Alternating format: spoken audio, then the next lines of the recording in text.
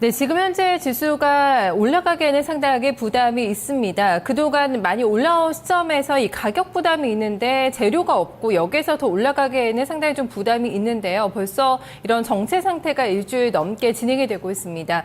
인내심 싸움으로 진행이 되고 있는 시장인데요. 일단 월요일장에서도 일단 첫 거래일에서도 해외 증시에서 큰 움직임은 포착이 되지가 않고 있는 상황입니다.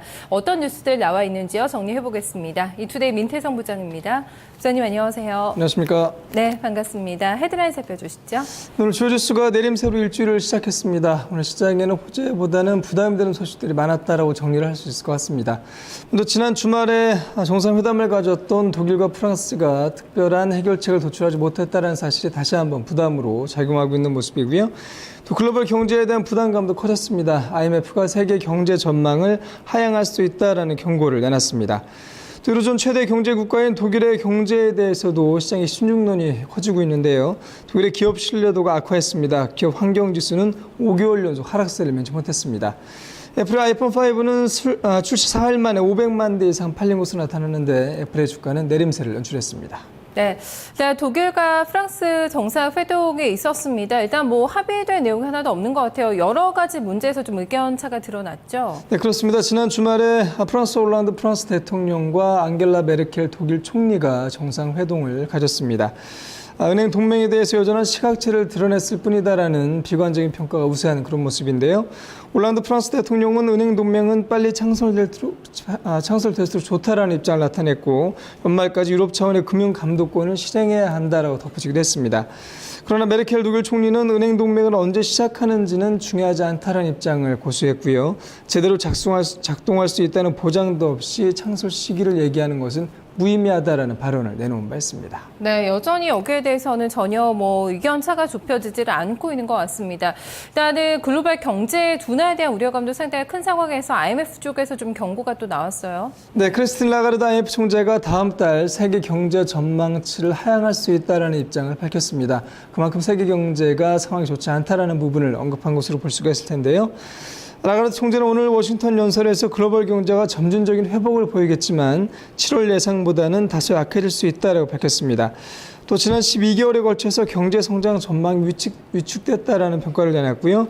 세계 경제는 불경기 이후에도 여전히 불확실하다라고 평가했습니다. 네, 라가르드 총재가 이렇게 얘기한 이유 가장 큰 원인은 어디에 있다고 볼 수가 있을까요? 네, 라가르드 총재는 역시 유럽을 가장 큰 위기의 진앙지로 지목을 했습니다. 가장 시급한 조치가 필요하다라는 입장을 밝혔고요. 은행권과 국가의 위기 고리를 끊기 위해서는 가능한 한 빨리 은행 동맹이 출범해야 된다라는 입장을 밝히기도 했습니다. IMF는 다음 달 9일 독일 세계은행전례 총회에서 세계경제 성장 전망치를 발표할 예정인데요. 지난 7월 달에 올해 전망치를 3.5%로 제시한 바 있습니다. 네, 그래도 가장 유럽에서 넉넉하다고 할 수 있는 지금 가장 위험에서 좀 배제가 되고 있는 독일 경제에 대한 좀 우려감도 계속해서 나타나고 있죠. 네, 그렇습니다. 특히 유로존과 관련해서는 유로존 최대 경제 구역인 독일에 대해서도 신중론이 커지고 있다는 부분에 주목을 해야 될 것 같습니다. 오늘 독일의 중앙은행 분데스방크는 독일 경제의 성장이 둔화될 수 있다라는 우려의 목소리를 냈는데요. 9월 월간 보고서를 통해서 독일 경제가 3분기에 성장을 지속하겠지만 전망은 불투명하다라고 밝혔습니다. 독일 역시 유로존의 경기 침체 영향을 받으면서 성장 동력을 잃고 있다라고 분데스방크는 지적했고 수출과 고용 증가세가 둔화되고 있으며 기업들의 신규 채용도 감소하고 있다라고 평가했습니다. 네, 실제로 간밤에 또 독일에서 발표가 된 지표가 또 상당히 안 좋았던데요. 네, 그렇습니다. 민간 경제연구기관 이포가 9월 기업 환경지수를 공개했습니다. BCI가 되겠는데요. 이포에 따르면 101.4를 기록하면서 5개월 연속 하락세를 이어갔습니다. 전월에 102.3에서 내린 것은 물론이고 지난 2010년 2월 이후에 가장 낮은 수준이 되겠는데요. BCI는 독일 7천여 개 기업 임원들을 대상으로 조사를 실시한 결과가 되겠습니다. 한스 베르너 진 이포 소장은 기업들이 현재 경제 상황에 대해서 실망하고 있다라고 평가했고요. 전망도 비관적이다라고 덧붙였습니다. 네, 아시아 쪽에서는 계속 중국을 보고 있습니다. 어제 장중에 2차원선을 간신히 좀 지켜내는 흐름이었거든요. 중국 경제 계속해서 우려감이 커지고 있죠. 네, 오늘 미국 증시에 좀 부담이 된 소식을 또 하나를 추가한다면 중국 경제에 대한 우려가 될 것 같은데요. CBB 인터내셔널의 중국판 베이지북을 발표했는데 예상보다 결과가 좋지가 못했습니다. 중국의 제조업과 소면 매출이 3개월 전에 비해 비관적인 것으로 나타났고요. 기업들의 감원 전망도 더욱더 커진 것으로 밝혀졌는데요.